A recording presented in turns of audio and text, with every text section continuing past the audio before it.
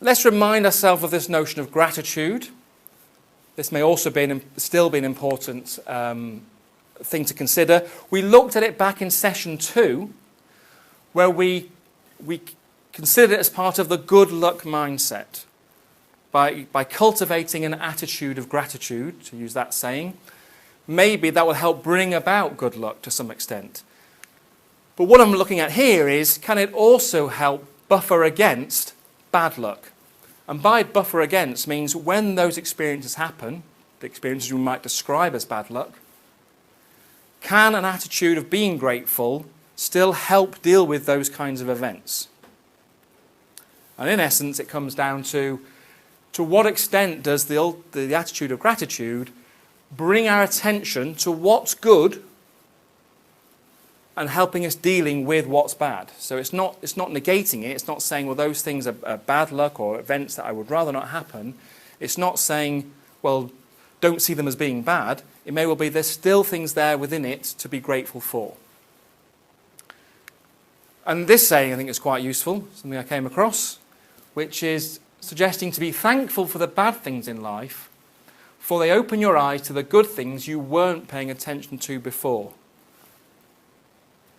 So it's suggesting that actually, if you are able to bring a certain attitude to things that happen to you, which may still be described as bad, negative, events that you would have rather not happened, and they could be quite small events, sometimes they can be quite major events, one positive consequence of that is that they can allow you to become more aware of the things you are taking for granted.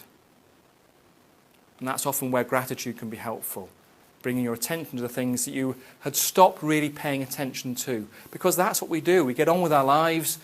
We don't always be grateful for the things that we just take for granted until something happens, something like that gets taken away from us, or it brings our attention to it. So that's something maybe that could be a useful thing to remind ourselves of. It also relates to this idea of counterfactual thinking. Now you remember, maybe you will, maybe you won't remember this picture. This was when we talked about how people often compare what has happened to what might have happened. So this is a picture of the truck, the pickup truck, which has come off the road here, come through the barriers, flipped over, just missing this gap here. The person survived. So presented this before as thinking the person then might describe themselves as being lucky because things could have been worse, particularly when you see the bigger picture. So this is the image up here where the van has come through the road and there's a huge ravine. And for some people would say, well, looking at that, it's so close to falling down here where what might have happened is far, far worse. And it's also what might be called a close counterfactual. It's quite easy to imagine how that car quite easily could have just got a little bit different and the difference would have been huge. So in a situation like that sometimes, yes, overall it's a negative experience. It's a car crash, come off the road, possibly had some kind of minor injury. It could have been so much worse. Also had this example. Don't know if you remember this one. Imagine you're waiting in a bank when an armed robber enters and fires a shot and the bullet hits you in the arm. At the time, presenting it to you to suggest, well, to what extent do you perceive it as lucky or unlucky? And whenever I present this scenario to a room of people, you usually get a nice mix of arms going up. Some seeing it as lucky, some seeing it as unlucky. And what I like about that is that not everybody sees it in the same way. And in both cases, people are typically perceiving or thinking about what did happen and comparing it to what might have happened. Now, what I'm asking us to focus on at this point then is when those people are able to, even an event like that, which overall is unpleasant, something you'd want to avoid, you might have wished it hadn't happened, you could imagine how you could have easily been in a different bank at a different time, or at home, alternatives which were far better than being shot in the arm. But sometimes people are able to think, well, it could have been worse. I could have been shot in the head, I could have been killed. And my suggestion is there ways in which we can encourage ourselves to consider how things can often be worse? And is that a way of helping us to deal with events which we still might describe as being bad luck? So you might still describe it as being unlucky, but it could have been worse.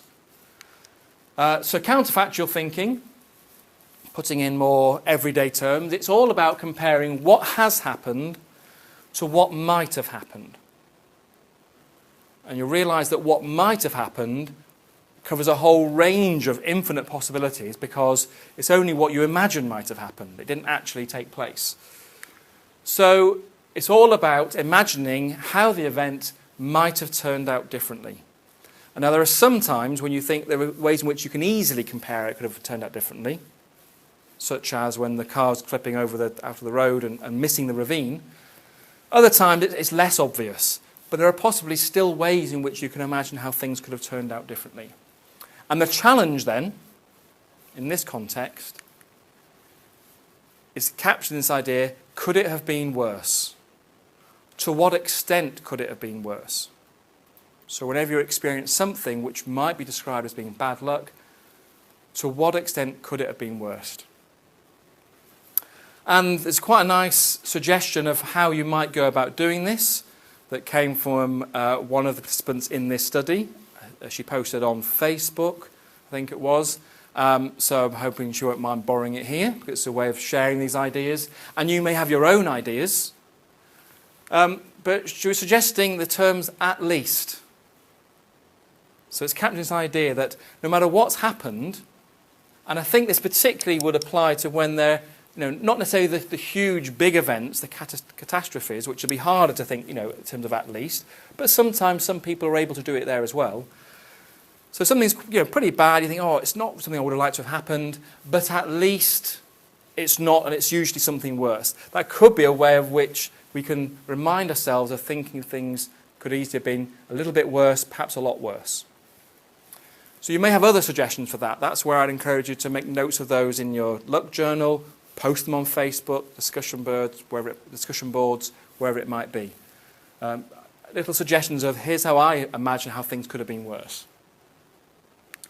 What I also like about this book, then, so this is a book actually my daughter had from the library at one point, and I love the fact it's called "It Could Have Been Worse." So I like the fact that on books like this, even from a young age, this is aimed at probably like 3-4-year-olds, so preschool readers maybe, or people just beginning to learn to read, looking at books, encouraging counterfactual thinking amongst young children. So the story, I won't ruin it for you in case you want to read it yourselves, but it's kind of capturing the cover. So the mouse is having a day where lots of negative events happen, but often things could have been worse. He's fallen out of a tree, he's caught here, and he's just missed landing on these nasty thorns. And it's encouraging this idea of it could have been worse. And when you read some reviews about this book, you talk about parents saying, I like it because it's also useful for parents to remind themselves from time to time that things can often be worse than they actually are. So to me, it's capturing this idea of counterfactual thinking.